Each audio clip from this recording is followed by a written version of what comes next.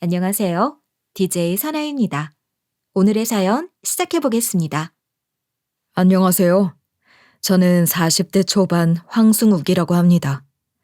저는 소극적이고 자신감이 없는 사람이에요. 그래서 지금 이렇게 제 이야기를 시작하는 것도 사실 아주 큰 용기가 필요한 일이죠. 그나마 대면 상황이 아닌 상태에서 글로써 전달할 수 있는 매체라 용기를 낼 수 있었던 것 같아요. 어디에라도 제 이야기를 나누고 싶다는 생각은 있었는데 그게 참 쉽지 않더라고요. 이왕 용기를 낸 것이니 제 자신에게 말하는 것처럼 솔직하게 제가 겪은 이야기들을 들려드리고 싶어요. 이렇게 첫 인사를 하고 나니 그럴 수 있을 것 같다는 용기가 조금 더 생기는 것 같습니다. 저의 이런 성향이 원래 타고난 것인지는 모르겠지만 제가 기억하는 어린 시절부터 전 그랬던 것 같아요. 그렇다고 제가 어려운 환경에서 자란 탓에 그랬던 것도 아니었어요. 저는 유복한 집의 외아들로 태어나서 남부러울 것 없는 환경에서 누릴 만큼 누리며 자랐거든요. 일반적인 다른 집들과 다른 조금은 특별한 저희 집만의 상황이 있었다면 저희 집 대장이 저희 엄마였다는 거예요.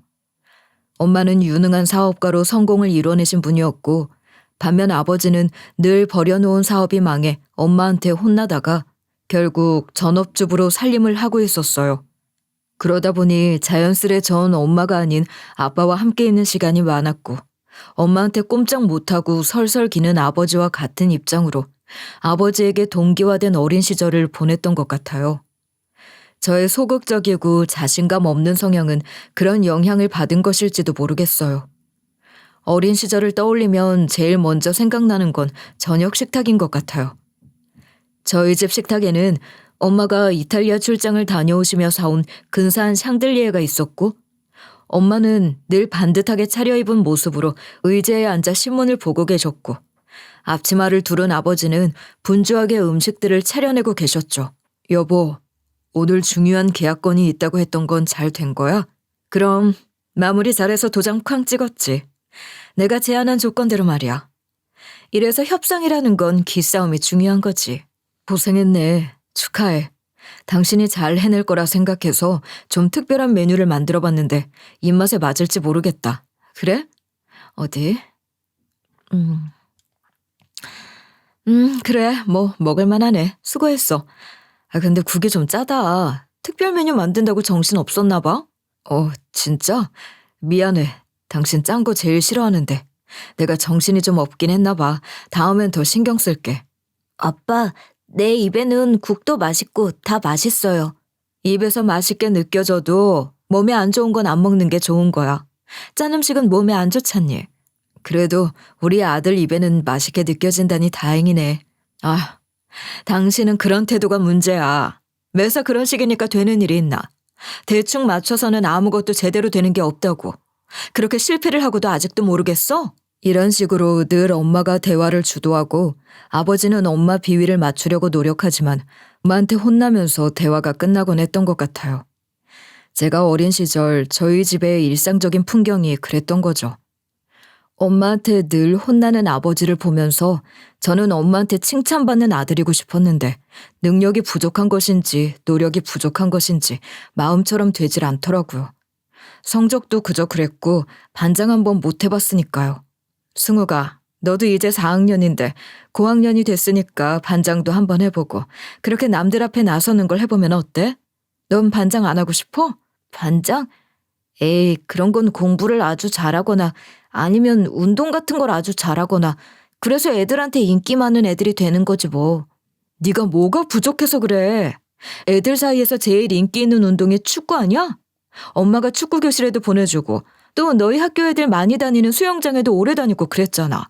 그런데 가서 배운다고 다 잘하는 건 아니니까요, 뭐. 난 별로 인기가 없어요. 애들 앞에 나서는 것도 별로 안 좋아하고. 자신감이 너무 없는 거 아니야? 너부터가 너 자신한테 그렇게 자신이 없는데 누가 널 리더로 봐주겠어. 일단 너 스스로 자신감을 가져야지. 내가 제일 낫다고 생각해봐. 여보, 너무 몰아세우지 마. 아직 어리잖아. 나도 그런 게 잘 안 됐는데 어린애가 마음 먹는다고 그게 되겠어? 이거 보라고. 당신 또 이러지? 그러니까 당신이 늘 실패했던 거야. 우리 아들도 그렇게 되면 좋겠어? 사실 엄마 말이 틀린 말이 아니라는 건 저도 잘 알고 있었어요. 저희 집 정도 능력이 되는 집에서 그런 지원을 받고 자랐으니 저는 훨씬 더 자신감 있게 무언가를 앞장서서 하고 싶어 할 줄도 알고 그래야 할 텐데 그렇지를 않았던 거예요. 엄마는 제가 아버지를 닮아 그런 능력이 없는 것 같다고 실망하셨어요. 엄마가 저를 구박하거나 사랑하지 않는다고 느낀 적은 없지만 제가 늘 엄마 기대에 못 미치는 아이라는 생각을 하면서 자랐던 것 같아요. 학년이 높아지면서도 저는 별로 달라지지 않았고 엄마가 엄선한 명문대 다니는 과외 선생님들에게 꾸준히 과외도 받았지만 저는 명문대 언저리에 있는 대학에도 들어가지 못했어요. 제 성적이 늘 그랬으니 딱 중위권 대학에 들어갔죠. 제가 대학에 입학하던 해에 아버지가 갑자기 돌아가셨어요. 평소 지병이 있으셨던 것도 아니고 건강한 편이셨던 아버지셨는데 갑자기 심근경색으로 돌아가셨거든요. 아버지와 보낸 시간이 길었던 저였기에 전혀 준비가 되지 않은 상태에서 아버지를 잃은 상실감이 꽤 컸어요. 한창 들떠 있어야 할 대학교 1학년 시절을 전 그렇게 아버지를 추억하며 차분하게 보냈던 것 같아요. 그리고 바로 입대를 했고 제가 군대에 가 있는 동안 엄마에게는 큰 변화가 생겼어요. 남자친구가 생겼던 거죠. 엄마는 제가 군대 전역하던 해에 재혼하셨습니다. 엄마와 재혼한 새아버지는 엄마 회사 임원이었던 분으로 엄마보다 무려 10살 연하였어요. 엄마는 이미 대단한 성공을 이루고 난 후에도 엄청난 워커홀릭이셨고 집에서도 일을 하실 때가 많았기 때문에 회사 직원분들, 특히 임원분들이 종종 저희 집에도 오시곤 하셨는데 그런 분들 중 한 분이셨거든요. 그래서 저도 여러 번 뵈어 익숙하고 친근하게 여기던 분이기도 했어요. 아버지가 안 됐다 싶기는 했지만 엄마가 엄마의 행복을 찾아가는 걸 응원하는 마음이 더 컸던 것 같아요. 엄마의 재혼과는 무관하게 저는 복학해서 또 저의 일상으로 돌아갔고 그럭저럭 입학한 대학에서 그냥저냥 보냈던 대학 시절이 아니었나 싶어요. 남학생들의 경우 1학년 때 실컷 놀다가 복학하고 나면 그때부터 학점 관리하고 취직해야 하니까 공부도 열심히 하고 정신 차린다고 하잖아요. 저는 딱히 그렇지도 않았으니 고만고만한 성적을 들고 결국 엄마 회사에 입사했던 겁니다. 명색의 사주 아들이었지만 저를 왕자님 보듯 하는 사람은 없었어요. 물론 처음에는 좀 그러기도 했지만 곧 제가 너무나 평범한, 아니 좀 뒤처지는 사원이라는 걸 다들 알게 됐고 엄마도 저를 후계자 아들 대우는커녕 더욱 신랄하고 혹독하게 평가했으니 직원들도 절 무시하기 시작한 거죠. 뭐 새삼스럽지도 않았고 서운할 것도 없었어요. 제 능력이 거기까지라고 생각했으니까요. 아무리 그래도 제가 좀 더 노력을 했어야 했는데 이제 와서 돌이켜 생각을 해보면 그때 저도 안일하게 생각하고 노력을 많이 안 했던 것 같기도 해요. 자신감이나 능력이 문제가 아니라 책임감도 그리 강하지 않았던 것 같거든요.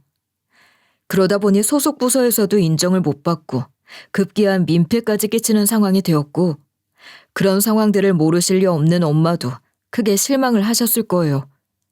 그리고 특단의 조치로 저를 다른 부서로 옮기셨는데 그 부서는 회사 전체에서 제일 독한 여자로 소문난 팀장이 있는 곳이었던 겁니다. 그 팀장은 입사 초기부터 공도 많이 세우며 승승장구해 팀장까지 초고속으로 승진한 케이스였는데 살벌하다는 소문을 익히 들었기에 긴장도 많이 했던 건 사실이에요. 너 내일부터 유 팀장 부서로 출근이지? 네가 회사 들어온 지 몇 년이나 지나고 대리직함을 달고 있긴 하지만 신입사원이라고 생각하고 처음부터 다시 시작하는 마음을 갖도록 해. 네, 엄마. 그런데 그 유 팀장이라는 분 말이에요. 그렇게 대단한 사람이에요? 다들 난리더라고요. 그럼 지금 내가 가장 눈여겨보고 있는 직원이야. 최연소 임원까지 충분히 할 수 있는 사람이지. 최연소 여자 임원이라 정말 대단하긴 하네요. 아직 우리 회사에 여자 임원이 한 명도 없는데 말이에요. 그래서 내가 더 기대가 커. 그렇다고 여자라는 이유로 특혜를 준다는 건 아니야. 유 팀장 능력은 너희 아버지가 제일 잘 알지. 같은 부서 직속 상사였던 적이 있었거든. 그럼 유 팀장은 떡잎부터 남달랐던 친구야. 입사할 때부터 다들 물건 들어왔다고 했으니까. 그런 직원을 데리고 있었다는 게 나한테도 큰 도움이 됐지. 그 정도로 좋은 평가를 받는 사람이군요. 엄청 깐깐하고 지독하다고 해서 걱정도 많이 됐는데 열심히 배울게요. 나도 유 팀장 악명 높다는 건 알아. 그게 다 능력도 없이 잘 나가는 사람 식이나 하는 사람들이 뒤에서 만들어낸 말이지. 유 팀장이 분명하고 강단 있는 사람이긴 해도 이유도 없이 까탈을 부리는 사람은 아니야. 다 이유가 있어서 그러는 거지. 그러니까 넌 유 팀장이 시키는 대로만 해. 알겠니? 소문이 어떻든 엄마가 하신 말씀도 있었으니 새로 옮긴 부서에서 최선을 다해보겠노라 다짐도 했었습니다. 저를 잘 가르치려는 엄마의 마음을 알기 때문에 더 그랬죠. 마음을 단단히 먹었지만 부서를 옮기고 첫 출근을 하는 날은 아무래도 긴장이 많이 됐습니다. 기분 탓인지 모르겠지만 사무실 공기도 무척이나 무거운 것 같았고 다들 아침부터 숨죽인 듯 자기 일에 몰두하고 있더라고요. 그런 분위기였으니 저절로 긴장이 되는 것 같았어요. 김 과장, 방금 보낸 메일 말이야. 발표 자료 수정해서 보낸 건 맞아? 중간에 숫자 분석이 잘못 들어갔던데? 작은 표 하나라고 쉽게 보지 말라니까. 디테일이 부족하면 안 돼. 그게 생명이라고. 네, 과장님. 다시 확인하겠습니다. 오늘 우리 부서 첫 출근이죠? 황승욱 대리인가? 네, 그렇습니다, 팀장님. 아니, 엊그제 전역했어요? 보시다시피 우리 부서는 과장도 실수하면 가차없이 지적받아요. 직책보단 능력과 성과가 중요하죠. 그건 나한테도 똑같이 적용되는 거예요. 네, 알겠습니다. 무슨 말인지 잘 모르겠죠? 같이 일하면서 알아가면 돼요. 네, 최선을 다하겠습니다. 최선을 다하는 건 당연한 거고 결과를 보여줘야 할 거예요. 유 팀장에 대한 나의 첫인상은 정말 헷갈리는 거였어요. 친절한 듯 하다가도 정신을 바짝 차리라고 엄포를 놓는 것 같기도 하고 앞으로 저의 회사 생활이 어떻게 전개될 것인지 걱정과 기대가 엎치락 뒤치락 뒤섞이는 기분이었던 것 같아요. 출근 첫날부터 마주친 풍경. 그러니까 과장도 신입사원처럼 신랄한 평가를 받는 걸 보고서는 살벌하다는 말을 어느 정도 이해할 수 있을 것 같기도 했죠. 이후로 그 부서에서 일을 하면서 그런 일들은 하루에 수차례 겪는 일상이 되었지만 여전히 적응이 쉽지는 않았어요. 과장식이나 되는 사람이 신입사원들도 있는 공개적인 자리에서 그렇게 가루가 되게 까이고 냉정한 평가를 받는 모습을 보는 게 흔한 건 아니니까요. 보통은 그런 일이 있더라도 어느 정도 예의를 차려준다거나 다른 직원이 없는 곳에서 따로 언지를 주거나 그러잖아요.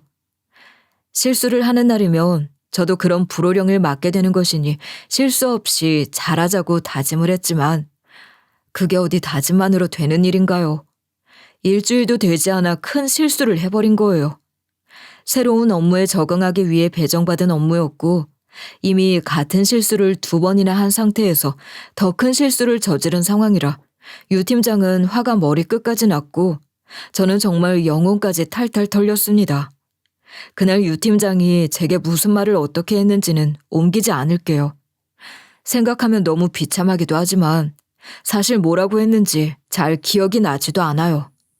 그저 30 넘은 제가 눈물이 쏙 빠질 정도로 혹독했다는 기억만 확실하게 남아있을 뿐이에요. 그렇게 제게 야단을 친 유 팀장은 저를 다시 회의실로 따로 부르더라고요. 사람들이 있는 곳에서 할 소리 다 했으면서 또 따로 부른다고 하니 대체 둘만 있는 곳에선 얼마나 심한 말을 할지. 유 팀장이 절 부른다는 말만 들어도 오금이 저릴 지경이었어요. 황 대리, 솔직히 기대 이하입니다. 그렇다고 내가 기대를 많이 한 것도 아니에요. 죄송합니다. 잘하려다 보니 긴장이 돼서 더. 죄송하다는 말은 필요 없어요. 여기선 내일이 실전인데다 우린 팀으로 움직이잖아요.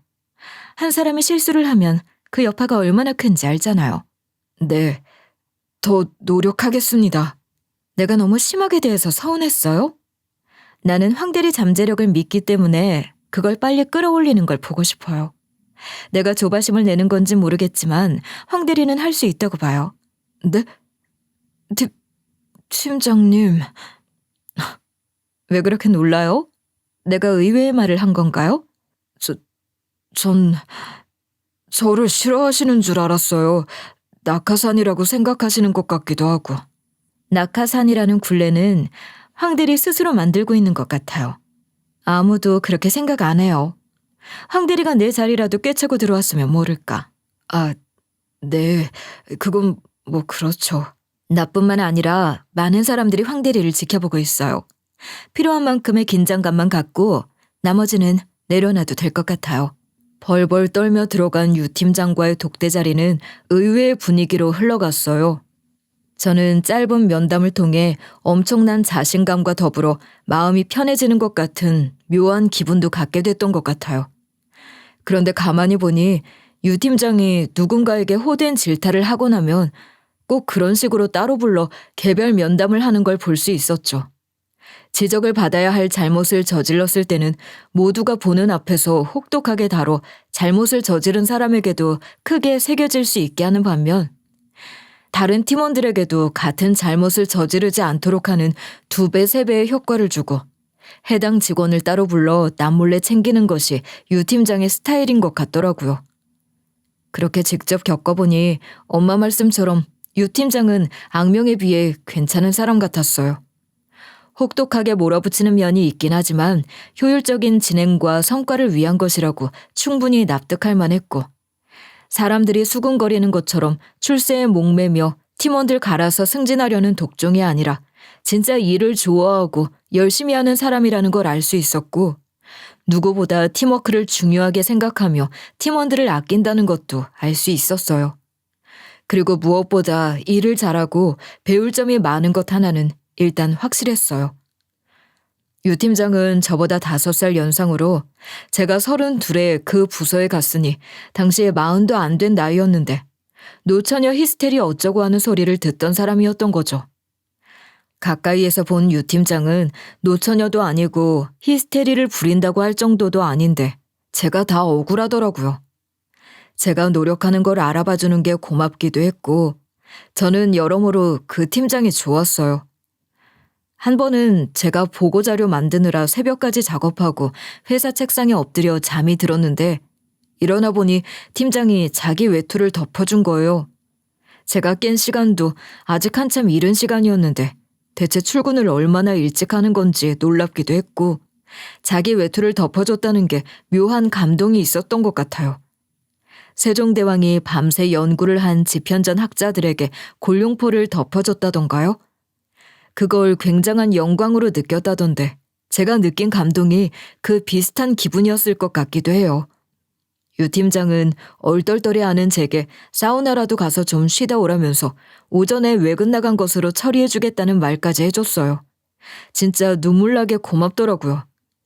그 일이 있은 후로 저는 유 팀장에게 내적 친밀감이 급상승해서 괜히 친한 척하다가 혼나기도 했는데 그러다 보니 저도 모르게 유 팀장이 무서운 상사가 아닌 여자로 보이기 시작했던 것 같아요. 처음엔 그 감정에 너무 놀라서 저 스스로도 인정을 할 수가 없었어요. 상상하기 어려운 일이긴 했죠. 그런데 감정이라는 게 참 오묘하고도 신비로운 거더라고요.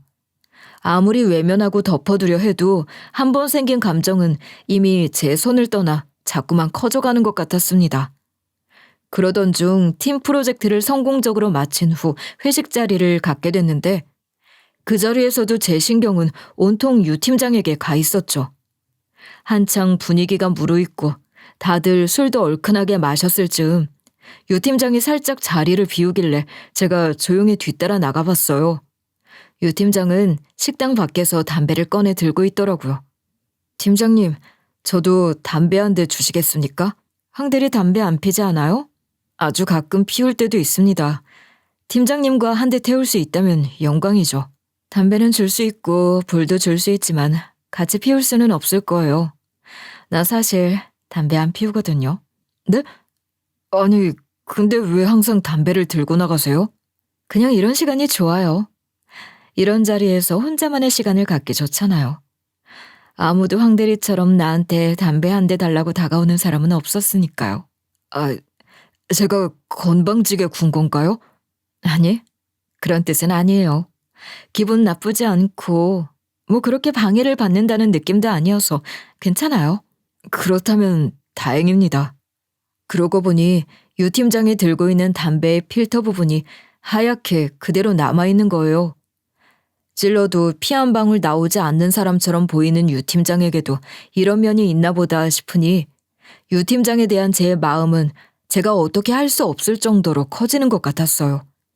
그리고 저도 모르게 미리 준비한 말도 없이 갑작스러운 고백을 해버렸던 겁니다. 술 기운이 올랐던 건 절대 아닌데 제가 뭐라고 고백을 했는지 전혀 기억이 나지 않아요. 그냥 아무 말이나 막 한 것 같기도 하고 뭔가 오글거리는 말들을 잔뜩 한 것 같기도 해요. 하여간 너무 부끄러우니까 그 얘기는 이쯤에서 넘어갈게요. 고백을 한 후 어떻게 됐는지는 말씀을 드려야겠죠? 대차게 뺨이라도 한 대 맞을지도 모른다는 각오도 했던 것 같은데 그날 그 자리에서는 술 기운에 겁도 없이 하는 말이라고 가볍게 생각을 한 건지 별 상대를 안 해줬던 것 같아요. 그렇지만 전 술 기운에 가볍게 한 말도 아니고 장난도 아니었잖아요. 게다가 한번 그렇게 말을 뱉고 나니 자신감이 생긴 건지 끈질기게 구애를 했고 처음엔 기도 안 찬다는 반응을 보이던 유 팀장도 점차 제게 마음을 열어주게 된 거예요. 결국 유 팀장과 저는 연인 사이로 발전했고 남자 여자로 만나보니 더 좋은 사람이라는 것도 알게 됐어요. 유 팀장과 저의 연애 사실을 알고 엄마는 쌍수를 들고 환영하셨죠. 아마 제가 엄마 아들로 태어나서 엄마에게 가장 인정받았던 일, 엄마가 저를 가장 자랑스러워한 일이 아니었을까 한답니다. 그런데 어쩐지 새아버지의 반응은 좀 애매한 거예요. 잠깐 말씀드리긴 했는데 새아버지는 유 팀장의 직속 상사였던 적도 있었던 만큼 누구보다 유 팀장의 능력을 잘 알고 있는 분이셨고 그만큼 유 팀장을 인정하는 분이시잖아요. 회사 내에서 유 팀장은 새아버지 라인이라는 말이 공공연하게 있을 정도로 각별한 사이로 알고 있는데 유 팀장과 그런 관계에 있는 새아버지는 유 팀장이 제게 과분한 사람이라는 식으로 말하더라고요. 제가 만나는 사람을 높게 평가하는 건 제게도 너무 기분 좋은 일이었지만 어쩐지 저보다 유 팀장을 더 아끼고 신뢰하는 입장에서 유 팀장 짝으로 저를 탐탁치 않게 여기는 것 같기도 했어요. 그게 기분이 좀 묘했던 것 같아요. 하여간 유 팀장과 저는 그리 길지 않은 연애 기간을 거쳐 결혼까지 단숨에 달렸습니다. 저와 아내의 결혼은 한동안 회사 내에서도 핫 이슈였죠. 이런저런 말을 하기 좋은 상황이긴 하잖아요. 무능력한 걸로 유명했던 사주의 아들과 노처녀 히스테리를 부리는 독종이라는 소리까지 듣던 능력 있는 연상의 팀장의 결혼이라니 얼마나 말을 하기 좋았겠어요. 뒤에서 수군거리는 건 물론이고 제 앞에서도 저를 생각하고 위하는 것처럼 말하지만 은근히 그런 저를 비웃고 조롱하는 듯한 말들을 공공연하게 하기도 했어요. 야, 황대리, 정말 대단해. 어떻게 유 팀장 같은 분을 아내로 맞이한 거야, 어? 유 팀장이 보통 사람이야? 맞아요. 황대리가 정말 복 터진 거지. 꿈 같은 일이네, 정말. 좋게 봐주셔서 감사합니다. 뭐, 인연이 그렇게 닿은 것 같아요. 제 와이프이긴 하지만 정말 배울 게 많은 사람이에요. 배울 게 많긴 하겠지. 유 팀장이 보통 똑똑하고 완벽한 사람이냐고. 근데 황대리, 솔직하게 말해봐. 가끔은 좀 부담스럽지 않아? 와이프가 너무 잘나고 똑똑하면 남자들은 아무래도 좀 그런 게 있잖아. 위축되는 것 같고 작아지고 말이야. 에이, 이젠 상사가 아니라 아내인 거려. 서로 존중하는 게 중요하죠. 그러지 말고 솔직하게 좀 말해봐. 우리끼리인데 뭐 어때? 좀 그렇긴 하지. 밖에서는 아내 덕에 체면 살고 집에서는 집에서는 좀 다른가?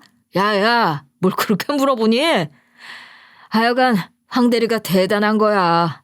다들 어떤 사람이 유 팀장이랑 결혼할지 궁금해했잖아. 쉽게 감당할 수 있는 사람이 아니니까. 유 팀장이 사주 아들이라는 조건에 혹할 사람도 아니고 우리가 모르는 대단한 능력을 황대리가 갖고 있나 보죠. 정말 대단해. 사람들은 저를 두고 온달 콤플렉스 운운하며 비웃을지도 모르지만 저는 아내와의 결혼 생활에 무척이나 만족했고 아내를 사랑하고 존경해요.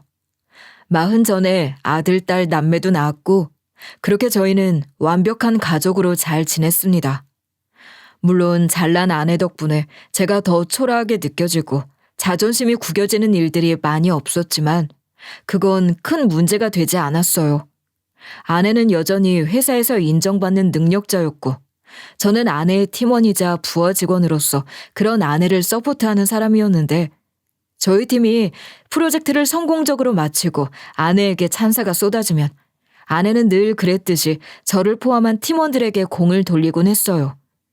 아내는 원래도 그런 사람이었는데 괜히 절 챙기려는 것으로 보는 사람들이 있는 게 불편할 때도 있긴 했죠. 아내가 너무 완벽한 사람이니 아내가 저보다 인정받는 것은 당연하다고 생각했어요. 그런데 제가 아내 그늘에서 아내 덕을 보는 것처럼 보이는 건 좀 억울하기도 하더라고요. 그래서 때로 아내에게 그런 제 감정을 털어놓으며 시무룩하게 하소연을 하기도 했어요. 사람들이 저를 온달이라고 부른다는 얘기도 하면서 말이에요. 그랬더니 제 아내가 뭐라고 했는지 아세요? 제가 온달이면 자기는 평강공주겠네 하더니 평강공주가 어떤 사람이었는지 아냐? 온달이 나중에 어떤 사람이 됐는지 아느냐? 그런 말을 하고 다니는 사람들은 온달과 평강공주가 어떤 사람들인지 알고서 그런 말을 하는 거냐 하더라고요.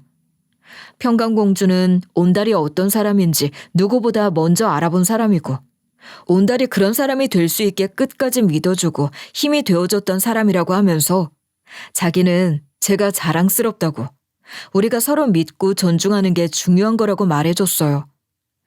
아내는 어쩜 그렇게 말도 설득력 있게 잘하는지 모르겠어요. 저는 그렇게 아내의 말에 위로를 받을 수 있었죠. 그리고 나중에 평강공주와 온달에 대해 찾아봤지 뭐예요.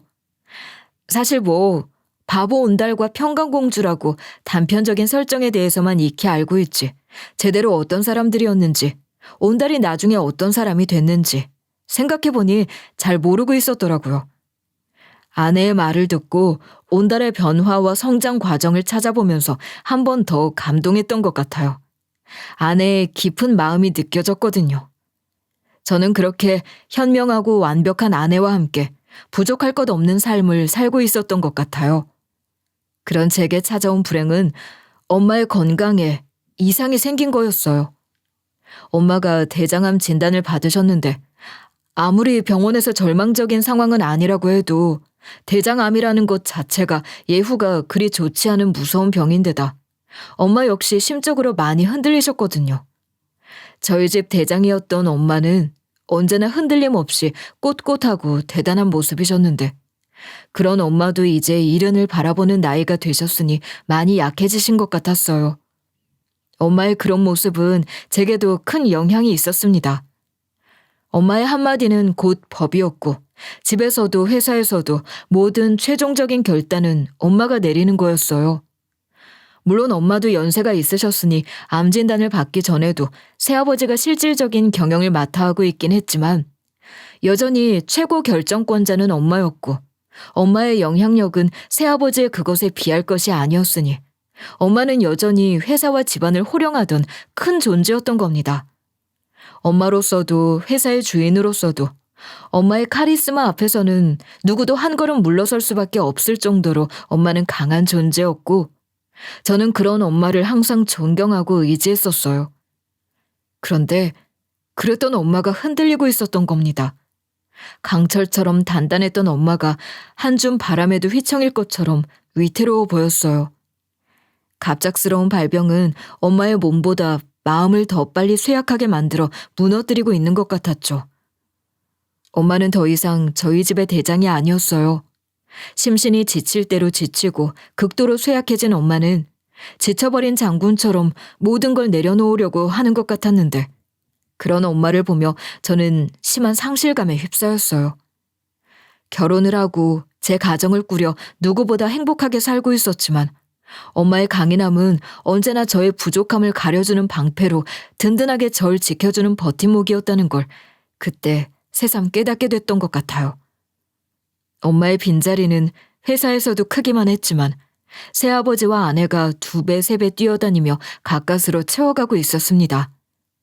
엄마와 새아버지의 신임이 두터웠던 아내였으니 회사 최고 권력이자 우두머리가 된 두 사람이 함께 출장을 가는 일도 잦았어요. 그런 상황을 두고 회사 선배가 제게 걱정되지 않냐고 물었을 때 처음에 전 그게 무슨 뜻인지 이해도 안 됐거든요. 그게 무슨 말씀이세요? 제가 뭘 걱정해야 하는 거예요? 정말 이 친구 아무것도 모르고 있구만. 이걸 내가 어떻게 말을 해줘야 하는 건지 참. 대체 무슨 말씀을 하시는 건데요? 제가 알아듣게 말씀을 해주셔야 저도 뭐라고 반응을 할 거 아니에요. 이건 절대 내 개인적인 생각이 아니라 이미 회사에서 공공연하게 돌고 있는 얘기야. 그러니까 자네 새아버지와 부인이 심상치 않은 관계라는 흉흉한 소문이 돌고 있어. 네? 정말 사람들이 정말 제정신이 아니군요. 남의 말이라고 어떻게 그렇게 함부로 말하죠? 무슨 그런 미친 소리가 다 있냐고요. 흥분하지 말고 들어. 이런 소문이 돈 게 비단 최근만은 아니야.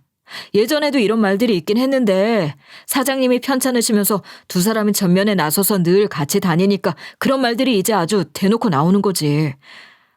그런 말을 하는 사람들을 탓할 것만도 아니야. 그게 말이나 됩니까? 두 사람은 시아버지와 며느리 사이예요. 이게 대체 무슨... 전 정말 귀를 씻고 싶습니다. 안 들은 걸로 할게요. 그러지 말고 좀 잘 지켜봐. 두 사람이 시부 며느리 사이라고는 해도 자네한테는 새아버지가 되는 것이고 또 친부라고 해도 이런 일이 아예 없는 일도 아니잖아. 말도 안 됩니다. 그런 식으로도 저는 그런 생각을 단 한 번도 해본 적 없어요. 어떤 식으로도 전 그런 생각을 단 한 번도 해본 적 없어요. 제 아내는 제가 알아요. 그렇게 단정 지을 건 아니지. 자네 새아버지가 곧 환갑이라고는 해도 자기 관리를 얼마나 잘한 사람이냐고. 얼핏 보면 나보다도 젊어 보이고 솔직히 남자로서 매력도 있는 사람이잖아. 아무리 그래도 그런 말 같지도 않은 황당한 소리로 제 아내와 새아버지의 명예를 더럽히다뇨. 앞으로 그딴 소리를 하는 사람들을 보면 꼭 전해주세요. 고소당하고 싶으면 마음대로 떠들고 다니라고 말입니다. 믿을 수 없이 황당하면서도 말할 수 없이 불쾌한 그런 이야기를 듣고 너무 화가 나서 미친 사람처럼 펄쩍 뛰며 큰 소리를 쳤지만 그 이야기를 들은 이상 제 머릿속에서 그것을 몰아내는 건 불가능했습니다. 이미 제 머릿속은 온통 그런 상상으로 가득해진 것 같았고 제 마음도 심하게 요동치는 것 같았죠. 절대 그럴 리 없다고 생각했지만 혹시나 설마 하는 생각들이 틈을 비집고 자꾸만 새어나오려는 겁니다. 그런 상황들이 정말이지 너무나도 괴로웠어요. 머리가 복잡하니 회사 일도 손에 잘 안 잡혀서 늦도록 우두커니 앉아있다가 새벽에나 퇴근을 한 날이었어요. 사무실에서 맥주를 한 캔 마신 게 걸려서 택시를 타고 가고 있는데 마포대교를 건너던 중 아내 차를 발견한 겁니다. 아내 차 번호가 눈에 띄는 번호여서 어디서나 잘 보이는 편이긴 한데 지방 출장 간다던 아내 차가 왜 그 새벽에 마포대교 위에 있는지 놀랐어요. 날도 어둡고 차에 누가 타고 있는 것인지 아내 혼자인지 동승자가 있는 것인지도 잘 보이지 않았고 아내에게 전화를 하려 전화기를 들었다가 문득 머리를 스치는 생각에 다급해진 마음으로 택시 기사에게 아내 차를 따라가 달라고 하고 말았습니다. 아내 차는 IC를 빠져나가 고속도로를 달렸고 요금은 얼마든지 줄 테니 끝까지 따라가 달라고 하고 무려 4시간을 달렸어요. 도착한 곳은 듣도 보도 못한 허름한 폐건물이었는데 헐리기 직전인 것 같은 그곳에서 그래도 뭘 하긴 하는지 불빛이 새어나오고 있더군요. 차에서 내린 아내에게 동승자는 없었고 거침없이 건물 안으로 들어가는 것을 보고 저도 이내 아내를 따라 건물 안으로 들어갔습니다. 그런데 세상에 그곳은 제가 상상할 수도 없었던 생지옥 그 자체였어요. 들어선 순간 악취가 진동했고 사람들의 신음소리나 비명소리 같은 것들이 들리기도 했죠. 상태가 심각해 보이는 환자들로 득실거리는 그곳은 의료시설이라기보다는 차라리 수용소라는 표현이 더 어울리는 풍경이었습니다. 전쟁통에 차려진 야전의 병동 같기도 한 그런 곳에 대체 아내는 무슨 일 때문에 간 것일까요? 아내가 뭘 하려는 것인지 지켜볼 것도 없이 저는 당장 아내 앞에 나타나 대체 이런 곳에서 뭘 하는 거냐고 다그치듯 물었는데 아내는 갑자기 나타난 절 보고 놀라긴 했으나 큰 동요도 하지 않고 그러는 거예요. 여길 어떻게 알고 온 거야? 일단 이야기는 나중에 하고 어머니부터 찾아. 어머니? 엄마? 우리 엄마 말하는 거야? 우리 엄마가 왜 여기 있어? 글쎄 나한테 정보가 있어서 온 거니까 빨리 살펴보기나 해. 둘이 나눠서 돌아보면 더 빨리 찾을 수 있을 거 아니야. 아이, 그러니까 대체 그게 무슨 소리냐고. 며칠 전에도 엄마를 보고 왔는데 무슨 소리야. 엄마는 새아버지가 알아본 최고급 요양시설에 모셔 암 치료를 버텨낼 수 있는 몸 상태를 만드는 중이셨거든요. 새아버지가 소개한 요양시설에 엄마를 모시고 저도 물론 가봤어요. 새아버지가 말한 대로 모든 면에서 최고 시설을 자랑하는 곳이었고 공기 좋고 한적한 곳에 있는 것도 좋아 보였어요. 심신이 모두 쇠약해진 엄마를 위해 그보다 더 좋은 곳은 없을 거라는 생각이 들 정도였으니까요. 엄마도 그곳을 무척 마음에 들어하셨고 편안해 보이셔서 다행이라고 생각했죠. 한 가지 아쉬운 건 공기 좋은 곳에 있다 보니 거리가 좀 있어서 마음처럼 자주 들여다볼 수 없다는 거였어요. 그래도 일주일에 2번 정도는 꼭 가서 엄마를 뵙고 있었고 바로 며칠 전에도 그곳에서 엄마를 뵙고 왔던 저로서는 영문도 모른 채 사색이 되어 그 지옥 같은 곳을 뒤졌는데 세상에 아내의 말처럼 정말 저희 엄마가 그곳에 계셨던 겁니다. 엄마는 극도의 패닉 상태로 말도 제대로 하지 못하셨어요. 가뜩이나 약해진 엄마가 그런 곳을 어떻게 버틸 수 있었겠습니까? 게다가 제가 영문도 모르고 엄마를 찾아 헤맸던 것처럼 엄마도 영문도 모른 채 그 끔찍한 곳에 보내졌을 테니까 그 충격이 얼마나 큰 것이었을지 저는 감히 짐작도 할 수 없을 것 같았어요. 엄마를 발견한 그곳은 말기암 환자나 중증 환자를 수용하는 사설시설로 불법적인 운영을 하는 곳이었어요. 말이 의료시설이지 금수만도 못한 쓰레기 같은 자식들이 부모 갖다 버리는 것과 다름없는 곳 같았습니다. 여보, 이게 어떻게 된 일이야? 우리 엄마가 왜 이런 곳에 있는 거야? 당신은 여길 어떻게 알고 찾아온 거야? 그러는 당신은 어떻게 된 거야? 그 얘기부터 해봐. 난 우연히 마포대교에서 당신 차를 봤거든. 어쩐지 이상한 생각이 들어서 무작정 따라온 거야. 그 새벽에 마포대교에 있었단 말이야? 그게 나도 요즘 머리가 복잡해서 일이 잘 안 풀리더라고. 늦게까지 회사에 있었는데 별 소득도 없었어. 그나저나 어떻게 된 거냐고. 마음 단단히 먹고 들어. 어머니를 이런 곳으로 빼돌린 건 아버님이야. 뭐? 무슨 소리야 그게? 당신 지금 그게 무슨 말이야? 확실한 거야? 당신이 섣불리 이런 말을 할 사람 아닌 거 알지만 이건 너무 엄청난 일이잖아. 사실 당신한테 말 못하고 있었지만 난 꽤 오래전부터 아버님을 주시하고 있었어. 주시하다니? 그러니까 아버지가 이런 일을 벌일 거라는 조짐이라도 있었던 거야? 그전까진 그저 내 느낌에 불과한 거였어. 그래서 당신한테도 말을 못한 거야. 내가 잘못 보고 있는 것일지도 모르니까. 그런데 어머님 건강이 안 좋아지자마자 바로 행동을 하더라고. 뭐? 그러니까 아니 그 인간이 우리 엄마를... 그러니까 당신은 이걸 예측하고 그 인간 뒤를 캐고 있었던 거야? 그래서? 그래서라니? 아니야. 당신은 알 거 없어. 뭐, 회사에서 사람들이 나랑 아버님을 두고 수군거리는 걸 말하는 거야? 당신도 알고 있었어? 알다 뿐이야. 그러거나 말거나 상관없기도 했지만 오히려 그런 말들을 이용한 거기도 해. 그런 식으로 눈가림을 해놓고 아버님이랑 더 친밀하고 가까운 관계를 유지하려고 했으니까. 뭐? 당신은 정말 알고는 있었지만 정말 알수록 더 대단한 사람이야. 사람들이 그런 프레임을 씌워놓고 날 보니까 아버님이 없을 때 내가 아버님 방에 들어가는 것도 그냥 그러려니 하더라. 그래서 도청 같은 것도 아주 쉽게 할 수 있었어. 네, 그랬던 겁니다. 아내는 전부터 새아버지를 수상히 여기고 있다가 이런 상황이 만들어지자 바로 행동을 개시하는 걸 보고 철저하게 새아버지의 뒤를 캐기 시작한 거였어요. 도청까지 해가면서 새아버지의 계략을 알아낸 덕분에 엄마를 빼돌린 그곳도 찾아낼 수 있었던 거죠. 새아버지는 처음부터 엄마를 이렇게 빼돌릴 작정으로 서울에서 좀 멀어진 외딴 곳에 엄마를 모셨던 거예요. 그 모든 것이 아주 잘 짜인 각본이자 역겨운 계획들이었던 겁니다. 아니, 대체 왜... 전 정말 이해를 할 수 없었어요. 새아버지가 그런 짓까지 버리지 않고 가만히 있어도 엄마가 돌아가시면 유산을 받게 될 것이고, 그게 아니더라도 이미 가진 것도 많으면서 아들인 제게 돌아올 몫이 아까웠던 걸까요? 아니면 엄마가 돌아가실 때까지 기다리는 것도 싫었던 걸까요? 엄마를 배신하고 엄마에 대한 최소한의 예의는커녕 아픈 엄마를 절망으로 몰아넣은 그 인간을 용서할 수 없었습니다.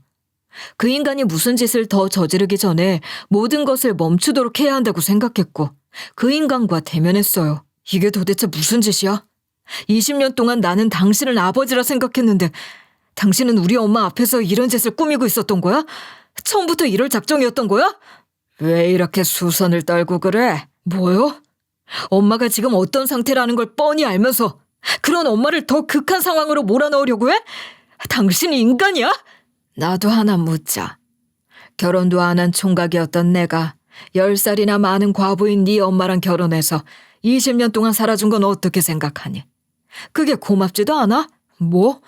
살아줘. 우리 누구도 당신에게 엄마랑 살아달라고 한 적 없어. 우리 엄마마저도 말이야. 너도 나이가 40이 넘었는데 아직도 어린애 같은 모습 그대로구나. 그런 식으로 본질을 흐리려고 하지 마. 우리 엄마랑 살아줬어. 우리 엄마 옆에서 엄마가 이룬 걸 다 같이 누리면서 편하게 산 거잖아. 무슨 소리를 하는 거야? 네 엄마가 명목상 대표였지만 실질적으로 운영은 내가 다 도맡아 하고 있었던 거 너도 알잖아. 웃기지 마. 당신은 우리 엄마가 시키는 대로 충실하게 하는 것에 불과해. 모든 결정은 엄마가 했다고. 당신은 엄마 없이는 아무것도 아닌 사람이지. 그게 그렇게 불안했나? 이런 짓까지 벌일 정도로? 멋대로 생각해. 나는 정당한 내 몫과 내 권리를 찾으려는 것뿐이니까. 자격도 없는 인간이 우리 엄마한테 붙어 살면서 간만 커졌군. 당신이 저지른 일들이 어떤 일들인지 내가 하나하나 알게 해줄 테니까 기대해. 너야말로 네 마누라 없이는 아무것도 못하는 놈 아니냐. 지금 이러는 것도 네 마누라 그녀 말만 믿고 이러는 거지? 어디 할 수 있는 거 다 해봐. 회사 임원들이 나를 더 신뢰하는지 그 새파란 계집애를 신뢰하는지 말이야. 말 조심해. 내 아내는 당신 같은 인간이 그 더러운 입에 함부로 올릴 수 있는 사람이 아니야. 조다 같은 놈.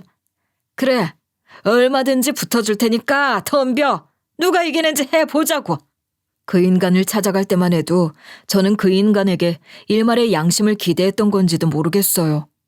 모든 것이 밝혀진 마당이니 이제라도 죄를 반성하고 엄마 앞에 무릎 꿇어 사죄하는 것으로 엄마가 당한 배신감과 충격을 조금이라도 덜 수 있기를 바라는 마음이 있었기 때문일 겁니다. 그런데 그 인간은 제가 찾아가자 기다렸다는 듯이 그 뻔뻔하고 악랄한 모습을 드러내더군요. 그 사악한 비웃음을 뒤로하고 나오면서 온몸이 떨렸지만 그때 전 결심했어요. 무슨 수를 써서라도 그 인간에게 합당한 벌을 지우는 것으로 이 싸움에서 이기겠다고 말이에요.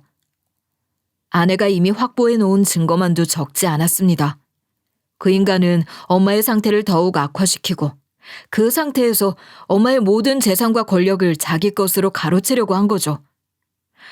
저와 아내는 여러 정황 증거뿐만 아니라 누구도 반박할 수 없는 증거와 근거들을 확보하려고 본격적으로 나섰어요. 그 인간은 엄마를 요양병원에 모시기 전에 법적 대리권을 확보해두려고 했더라고요. 공동 계좌는 물론이고 엄마 인감을 찍은 백지 위임장도 여러 장 만들어 놓고 필요한 내용들을 넣으려고 했던 것 같아요.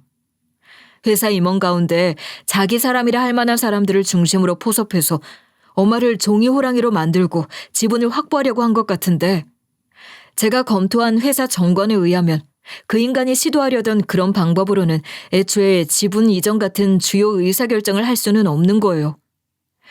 그런 사태에 대비해 필요한 제약 조건이 이미 잘 갖춰져 있었기에 그 인간 마음대로 될 일도 아니었지만 어쨌든 그렇게 법적 근거를 확보한 거죠. 또한 그 인간 금융기록과 조작한 서류들은 물론이고 회사 내부 네트워크 커뮤니케이션 기록이나 직원들의 증언도 확보했습니다. 그 인간이 장담했던 것처럼 회사에는 아내보다 그 인간을 높게 평가하고 믿고 따르던 사람들이 더 많았던 건 사실이에요. 그렇지만 저와 아내가 증거 확보를 시작하는 과정에서 이미 여러 사람들이 저희 쪽에 유리한 제보를 해줬고 소송이 진행되는 걸 지켜보면서 더 많은 직원들이 저희 편에 서서 증거가 될 만한 자료들은 물론이고 증언도 해주겠다고 나섰거든요. 그 인간은 회사에서 쫓겨나는 건 물론이고 여러 가지 위법 행위들로 처벌을 받게 됐죠. 우선 사문서 위조 및 위조 사문서 행사죄, 강요죄, 배임죄, 횡령죄, 공갈죄 등이 적용됐고 그 중에서도 가장 죄질이 나쁘며 처벌이 중한 것은 가정폭력처벌법 위반이었어요. 아내와 저는 그 인간이 저질러 놓은 것이 더 있는지 철저하게 조사를 계속할 예정인데요. 경제적 피해 규모가 커지면 가중처벌을 적용시킬 수 있으니 그 인간의 죄라는 죄는 다 밝혀내야죠. 그리고 손해배상 청구를 위한 민사소송도 진행 중이에요. 형사소송보다 시간이 조금 더 걸린다곤 하지만 형사소송이 마무리된 상황이니 그 결과에 영향을 받아 민사도 곧 마무리될 것 같아요. 엄마는 저와 아내의 보살핌으로 몸과 마음의 건강을 회복하고 암 치료를 시작하셨어요. 극한의 상황이 엄마에게 치명적인 상처를 남기기도 했지만 엄마의 삶에 대한 의지를 자극하기도 한 거예요. 이제야 제가 아는 엄마의 모습으로 돌아오신 것 같아요. 저희 엄마는 지금 암 따위 얼마든지 덤비라는 듯 치료를 받고 계시거든요. 저희 엄마는 그렇게 약한 분이 아니죠.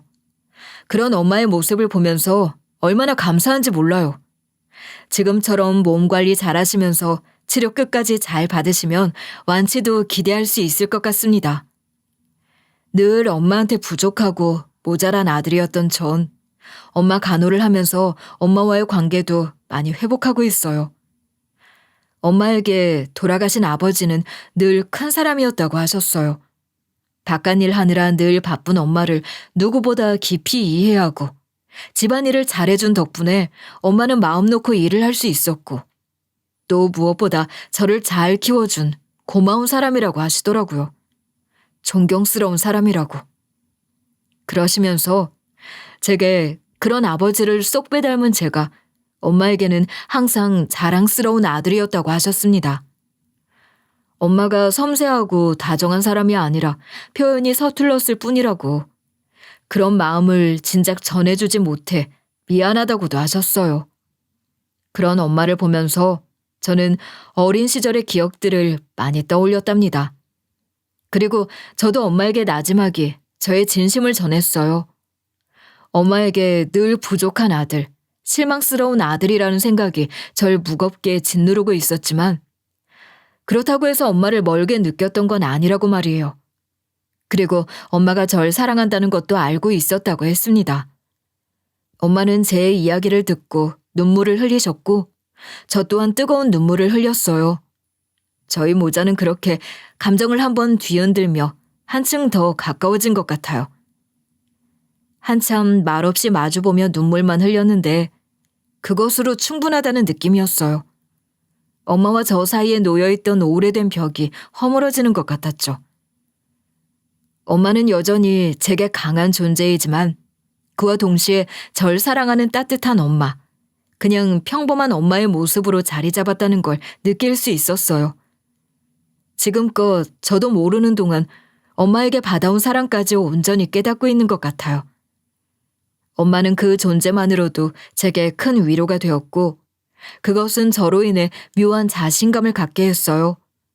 저 스스로에게 조금 더 당당해진 저를 발견하고 있거든요.